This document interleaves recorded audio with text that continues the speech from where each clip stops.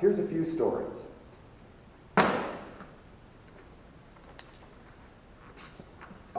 Needle to sea bottom is a common posture. I think it's in every Taiji form. In the Young's Taiji form I have, it's here. In the Sun Taiji form, it's actually the downward cloud hands posture. But there's a picture, someone doing it here, sitting much lower than I'm able to sit. My guess is she started before puberty. She's got those super low, some people call this lower basin. But needle to sea bottom, I know very little about Chinese history and culture, so I had to read all this stuff. In Chinese mythology, there's a monkey king, and their version of, in the West, what would be Neptune, was the dragon king? The old dragon king, Ao Guan. So somehow the monkey king, he needed a weapon.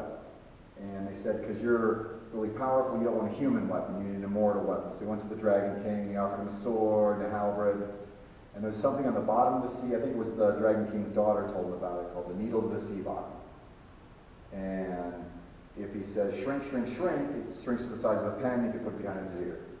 And if he said grow, grow, grow, it would grow to 20 feet long, if you really have it, you can kill people with it. So this posture here represents that mythological monkey king reaching down towards the bottom of the ocean. That's him reaching for the needle of the sea bottom. And the technique is a knee-on wristband, or what some people call the parallel cant, because your arm's parallel and you can't believe how bad it hurts.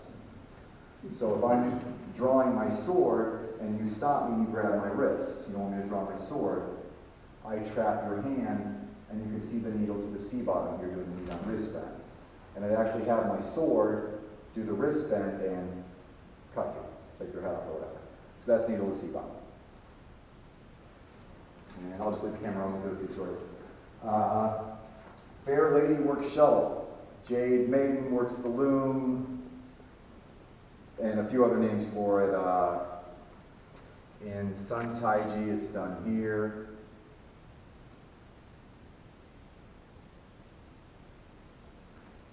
A loom, I looked it up, should have brought a picture. It's what they sew on, and you weave the thread in. And the shuttle was a piece of wood that after you weave the thread through, I pull the shuttle back and pulls the thread to the other side. If I use muscle to pull the shuttle, I'll rip the silk. But if my arm's loose and I do use body, I can pull it across and not rip it. So that's where this name comes from.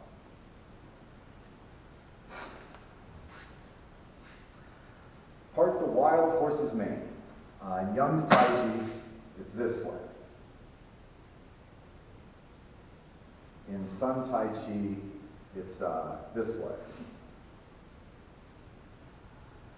And I was told a few different things. My understanding now is, face that way. I have my hair brush and I part the horse's mane. I'm brushing the horse's hair. Thank you very much. So I had the hair over my arm, and I had my big brush, and I would part the horse's mane. I hope I'm correct on that. I could be wrong.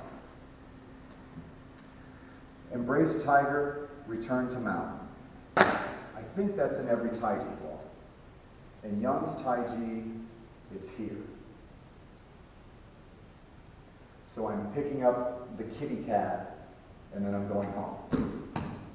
And it's actually, in judo, it's sukui na. You face that way.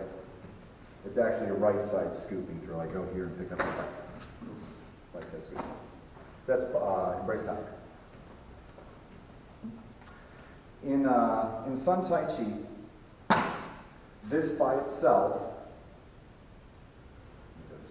is lazily tying the clothes, and this sequence together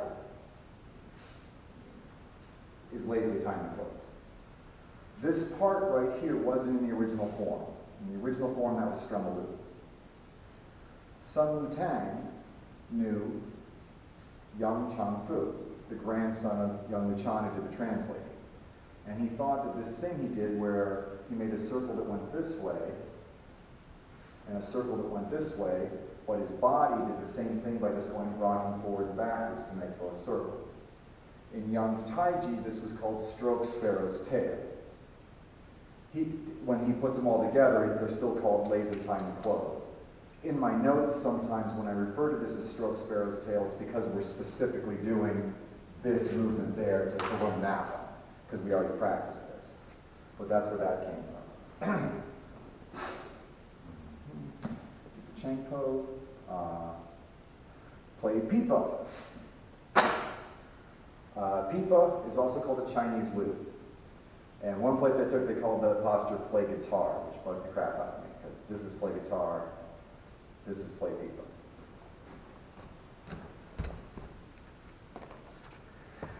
This is a picture of a modern pipa player. And this is a stone carving of an older pipa, or lute player. That's the pipa, the Chinese lute. Okay. And that posture would represent, I would grab here, step off to the side, and hyperextend this. I can just shove them away. I can shove them away and sweep one foot. Or I can shove them away, shuffle, and shove them over the back.